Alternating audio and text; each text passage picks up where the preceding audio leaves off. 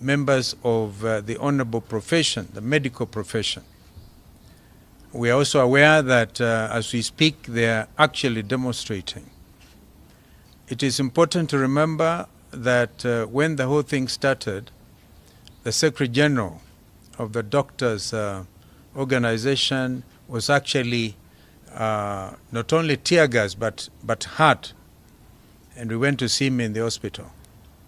Since then, we had hoped that the Kenya Kwanza regime would have taken seriously the demands by the doctors.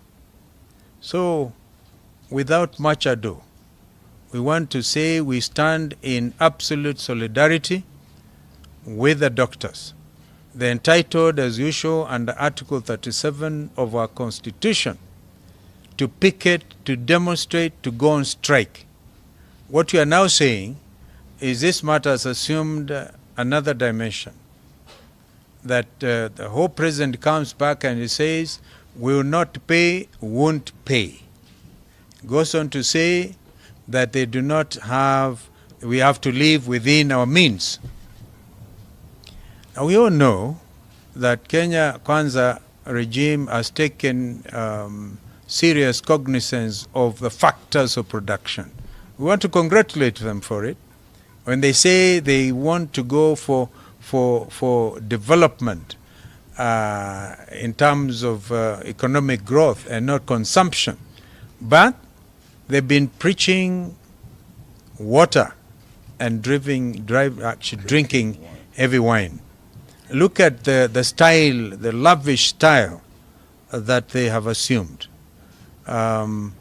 If only they could cut down, because during the National Dialogue Committee meetings, we were able to address some of these issues. And a statement issued that they were going to cut down on travel, for example, that those traveling, say, within the region will all fly economy. But what has actually happened? We have seen exponential growth in expenditure by this government. We all are aware that the wage bill is high. But the way to handle the high wage bill is not to deny people rights. After all, they are collecting so much in terms of taxation. Everybody now, even you members of the press, wherever you are now having to pay through your nose, for the affordable housing levy, actually a tax. Now, what are they doing with all this money? That is what Kenyans are asking. Why don't you have collected all the money from every Kenyan, bleeding, literally, bleeding the economy in order to get money? So we can only come to one conclusion, that this is an extravagant regime. They want to be able to milk every penny out of the Kenyans and be able, and then even refuse to pay the doctors. We have established this morning that over 500 Kenyans have lost their lives following the doctor strike. You may even want to compare that to Shakahola. And it looks like nobody seems to care. We are here to say you will care, because if you don't, we are going to come back to this podium and make further statements with regard to showing solidarity with the Kenyan doctors. I want to ask either Mwangi or Eugene to talk to you about the fake fertilizer. It's sort of a product of heavy corruption. All what you are seeing really smacks of nothing but pure corruption. This is why they are unable to manage, and this is why there's so much contradiction even on the matter of the fertilizers.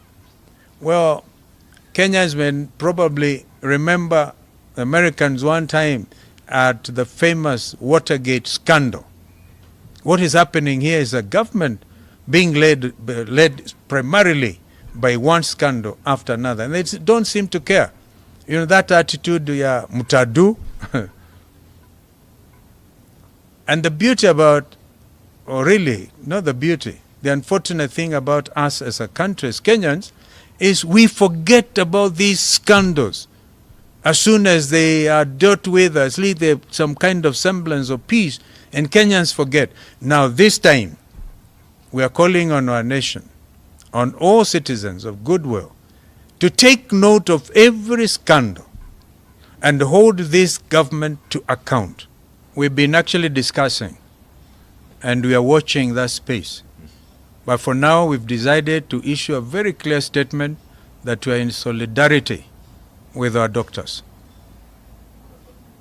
That means if the, in fact, I think it was Eugene who was calling on one CS to resign. Personally, I don't think I have a lot of regard for these CSCs. Whether they resign or they don't resign, they are part and parcel of a regime that is failing its citizens. We are consulting. We are consulting, and if they do not stop this strike, obviously Kenyans are free to join. Yeah. Yes, and perhaps apparently the only language I understand ni kwenda kwa mitaa. Yes, yes. Perhaps just to add, you know, there's been a development when the CS Kindiki outlawed the strike, meaning beginning tomorrow we might start seeing tear gas. We saw what happened to the leader. There was a projectile that hit his head. God forbid if it had hit the wrong corner, probably he would not be with him. And as Azimio we are saying, it is their constitutional right under Article 37. And if this government, instead of addressing the problem, the root cause of this, is going to use tear gas and force against the doctors and force them off the streets, as Azimio we are ready to come out to stand with them. Yes. Say you have no money to pay your doctors, and yet you have money to give new jobs called CSs, creating offices and rewarding your cronies who lost elections to most of these honorable members of parliament and who are going to be earning more than the honorable members of parliament, and you're saying you cannot pay the doctors. This is the height of irresponsibility by any government. And today we also want to say we are an agrarian economy. A lot of farmers today as we speak, particularly where I come from, they're in their farms. We have rains, we have good soils, but we have fake fertilizers. We have fake seed being given by the government itself from NCPB stores. These are not things being bought kwa maduka, sijui wapi. This is fertilizer from government institutions being given to farmers, and farmers have found in those bags not fertilizer, stones, na mavi ya punda na vitu ingine, very strange things. And for 3 weeks, the Minister for Agriculture, Bwana Linturi, has been trying to deny that there's no fake fertilizer. People have been arrested by Kenyan police, confirming by the Kenyan police that indeed there's fake fertilizer. But now where we have reached, the left arm of government does not know what the right arm is doing. Today the minister is saying, yes, there might have been fake fertilizer, but only 3,000 bags. The deputy president, Bwana Gachagua, is saying, yes, there's fake fertilizer, but there are 50,000 bags. Which is which? It's a government that is totally confused and out of touch with their reality. And that is why we are demanding today, as Azimio, that for 3 weeks, Bwana Linturi has been in offices, in this office, has been issuing denials. But now that it has been confirmed that this fake fertilizer, the honorable thing Bwana Linturi should have done is to step aside.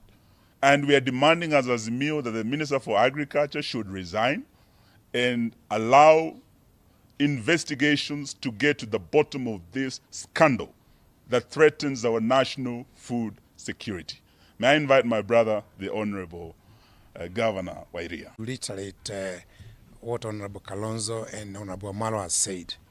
And I'll start with the issue of the strike by the medics.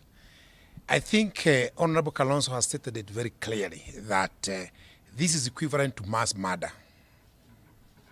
When you have killed over 500 people, and that's just an estimate, I think going forward, it can easily be equated to a genocide because people are dying in numbers every day. And I think as Azimio, we shall soon call upon Kenyans to come and register with us the names of their loved ones who have died out of this negligence. And that number will land into thousands of Kenyans. Because very soon we might even have to go to take the government to court for causing murder. Because what are we arguing about here? We are arguing about cents and shillings when Kenyans are dying every day. That is worse than Shakahora, my friends. And this is a sponsored open Shakahora that as a government we are saying let the people die simply because of some few coins and shillings.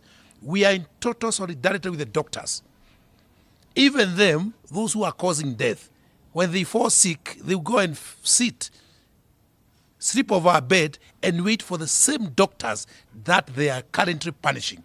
So we want to tell them that as opposition, we are not going to watch over another open, sanctioned Shakahora, sanctioned by the government.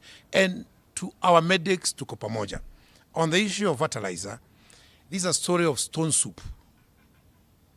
You are boiling stones and you are telling your kids to wait for soup.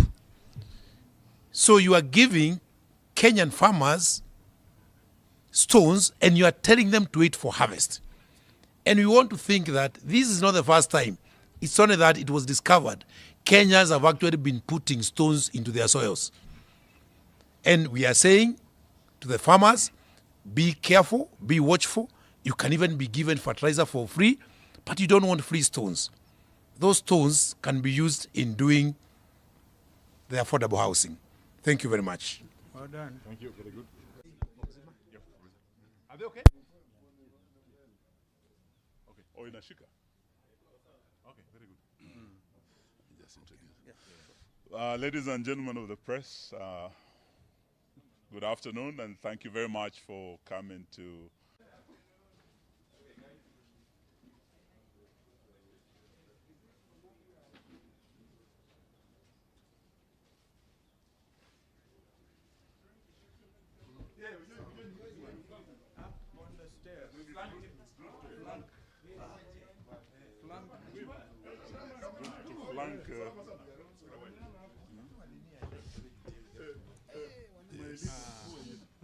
How do we probably just go? Now, I can see.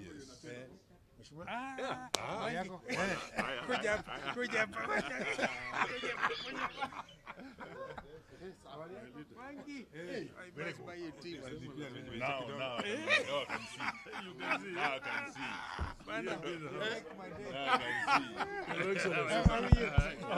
Good to see you. Let me invite you. Hey, You're you're feeling us.